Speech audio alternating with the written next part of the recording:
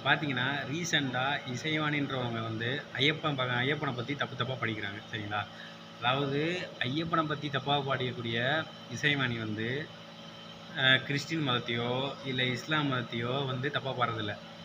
அவங்க வந்து எப்ப பாரு, அதாவது ஒரு 5 வருஷங்களா வந்து எப்ப பாரு இந்துக்கள் கும்பிடக்கூடிய இந்துக்கள் சாமிகள மட்டும் குறி வச்சு தாக்கக்கூடிய இந்த மோசமான செயல பண்ணிக்கிட்டு இருக்காங்க.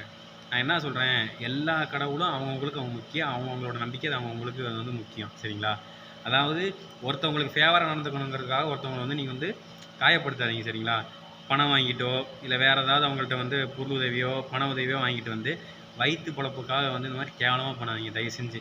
அவங்கவங்களோட தெய்வம் அவங்கவுங்களும் வந்து அது இம்பார்ட்டன்டான விஷயம். சரிங்களா? அத மனசுல வச்சுக்கங்க. அதாவது இத நான் வந்து வன்மையா கண்டிக்கிறோம். அதாவது இப்போ நீங்க எல்லாத்த பத்தி இப்போ மூட நம்பிக்கை பத்தி பேசுனீங்கன்னா, இந்துக்கள பத்தி மட்டும் பேசாதீங்க. எல்லா மதத்திலயுமே வந்து கடவுள் நம்பிக்கை இருக்கு. அப்ப எல்லாத்தையும் போய் நீங்க வந்து மூட நம்பிக்கை பத்தி நீங்க பேசணும். அதுக்கு இந்துக்கள்ட்ட இருக்க மட்டும் நீங்க மூட நம்பிக்கையா பேசுறது என்ன எப்படி நியாயமாகும்? பார்த்துங்க மக்களே நீங்களே சிந்திக்கணும்.